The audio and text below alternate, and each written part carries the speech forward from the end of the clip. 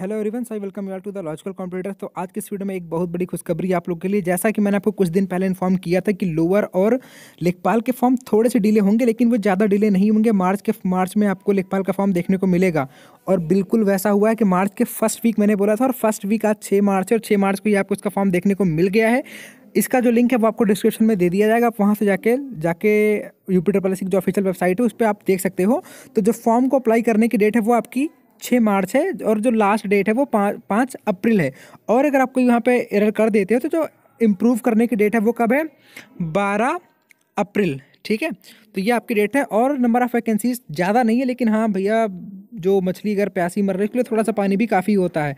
तो आपको 1364 पदों पर 1364 पद हैं वो आपको देखने को मिलेंगे।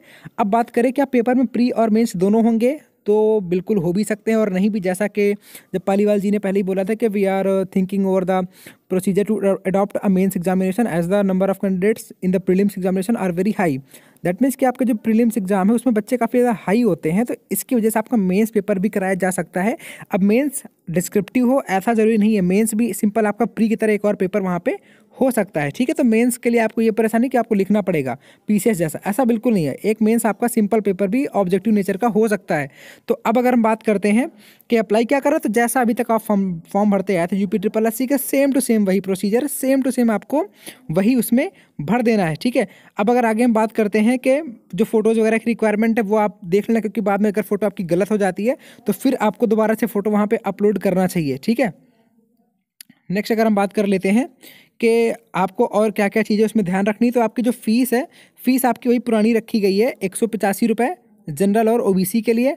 बाकी SC ST के लिए 95, और जो हैंडीकैप्ड लोग हैं, जो दिव्यांग लोग हैं, जो डिफरेंटली एबल्ड लोग हैं, उनके लिए जो फीस रखी गई वो सिर्फ 25 रुपये ही रखी गई है। ठीक है, अब अगर बात कर लेते हैं यहाँ पे एज की, तो पहली बात आपको पता है ग्रेड पे कितना है इसका, तो ग्रेड पे आपका इसका 2000 है, लेवल 3 की जॉब है। एज आपकी 18 से 40, और 18 साल कब मांगी गई वो भी आप यहाँ पे देख सकते हो कि 1 जुलाई 2019 से एज कैलकुलेशन आपकी ली गई है। जनरल के लिए 1002 वैकेंसियाँ, और SC के लिए 362 वैकेंसियाँ, ST के लिए यहाँ पे कोई भी सीट नहीं है, और OBC के लिए अभी यहाँ पे कोई भी सीट नहीं है। दैट मीन्स आपका OBC और ST के लिए अब की बार यहाँ पे कोई सीट नहीं है। काफ़ी एक आश्चर्यजनक चीज़ है। प्लीज़ आप लोग इसको कोई इशू मत बना देना कि कोई अन्याय हो रहा है। हो सकता है कि बाद में आपका किसी भी शासनादेश के तहत आपकी वैकेंसियाँ इसमें और डाल दी जाएँ या फिर वैकेंसियाँ और इंक्रीज कर दी जाएँ। अदरवाइज जो 1002 वैकेंसियाँ वो अनारक्षित है, वो सबके लिए खुली हुई हैं। उसमें SC ST OBC हर कोई आ सकता है, तो आपको इसका इशू बनाने की कोई बड़ी बात इसमें नहीं है। ठीक है, नेक्स्ट अगर हम बात कर लेते हैं कि जो आपका हॉरिजेंटल रिजर्वेशन होता है उसमें आपका महिलाओं के लिए 272 पद इसमें फिक्स कर दिए गए हैं। एक्स सर्विसमैन के लिए 68, जो डिफरेंटली एबल्ड उनके लिए 54, और जो स्वतंत्र सेनानी जो आश्रित होते हैं उनके लिए 27 पद यहाँ पे देखने को आपको मिल रहे हैं।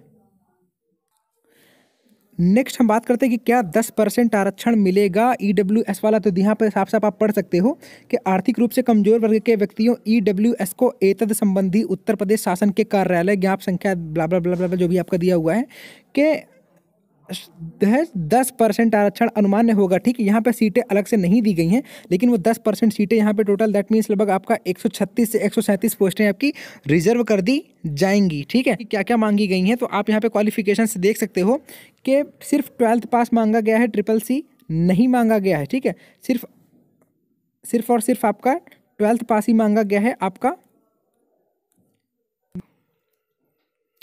नेक्स्ट अगर हम बात करते हैं कि एजुकेशन क्वालिफिकेशन क्या क्या मांगी गई, तो उसके लिए आप यहाँ पे देख सकते हो कि जो सिर्फ और सिर्फ यहाँ पे एक 12th पास का ही क्राइटेरिया रखा गया है, उसके अलावा और कोई क्राइटेरिया यहाँ पे नहीं रखा गया है। ठीक है, और जो CCC की बात होती थी तो CCC इस बार यहाँ पे ऐसा कुछ नहीं रखा गया। आप सबसे पढ़ सकते हो कि सिर्फ और सिर्फ उत्तर प्रदेश की इंटरमीडिएट परीक्षा या फिर उसके इक्विवेलेंट जो कि डिमांड में होती है, आप उसको, आपके पास वो चीज़ होनी चाहिए। नेक्स्ट अगर बात करते हैं कि क्या अधिमानी अर्हता, दैट मीन्स जो एक प्रेफर करते हैं चीज़ों को, तो प्रेफर करने के लिए NCC का B सर्टिफिकेट एटलीस्ट ABC होता है, तो जो B है वो कम से कम या फिर B से जो ज़्यादा है वो आपका होना चाहिए।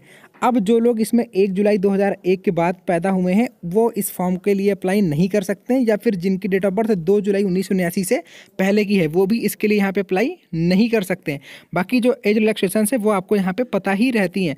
नेक्स्ट अगर हम बात करते हैं कि क्या सिलेबस यहाँ पे अभी दिया गया है, ठीक है, तो सिलेबस आपका अभी फ़िलहाल यहाँ पे नहीं दिया गया, मैं आपको दिखा दूंगा। लेकिन अब यहाँ पे एक बहुत ही इम्पॉर्टेंट बात आप यहाँ पे पढ़िए। यदि परीक्षा एक से अधिक शिफ्टों में आयोजित की जाती है तो नॉर्मलाइजेशन की प्रक्रिया अपनाई जा सकती है। दैट मीन्स नॉर्मलाइजेशन आपका इसमें होगा अगर आयोग को ऐसा लगता है तो। जैसा कि वीडियो में नहीं हुआ था तो उसमें लेके अभी भी आयोग को एक काफ़ी ऊहापोह हो रखी कि करें कि ना करें, तो इसमें उन्होंने साफ साफ नोटिफिकेशन में बोल दिया है कि इफ़ अगर आयोग आपका विलिंग होगा तो वो आपके लिए वहाँ पे नॉर्मलाइजेशन रख देगा, लेकिन ऐसा कुछ हो ऐसा ज़रूरी नहीं है। फिर आपको कुछ बातें यहाँ पे दी गई हैं कि दैट मीन्स वो आप सब समझते हैं कि वो ट्रेनिंग के लिए अब आफ्टर सिलेक्शन वो सारी बातें हैं। फिर बात करते हैं पेपर ऑनलाइन होगा ऑफलाइन होगा, तो साफ साफ इसमें दिया गया है, आप यहाँ पे पढ़ सकते हो कि परीक्षा ऑनलाइन भी करा सकता है, होगी ऐसा नहीं, करा सकता है, ये आपको यहाँ पे दिया गया है। तदनुसार लिखित परीक्षा हेतु योजना एवं पाठ्यक्रम परीक्षा तिथि, दैट मीन्स जो भी आपका सिलेबस है, जो भी आपकी एग्जाम डेट्स है, वो आपको लेटर ऑन इन्फॉर्म कर दी जाएंगी। और प्री होगा कि मेंस होगा ये भी आपको लेटर ऑन बता दिया जाएगा। ठीक है, नेक्स्ट अगर आपके लिए कोई अपडेट इसमें होगी तो आपको लेटर ऑन इन्फॉर्म कर दिया जाएगा। ठीक है, तो फिलहाल इस वीडियो में अभी तक फिलहाल आपके लिए इतना ही। अगर अभी भी आपके कोई डाउट रह गए हैं तो आप कमेंट सेक्शन में जाके कमेंट कर सकते हैं। ठीक है, तो till then bye bye and God bless you all.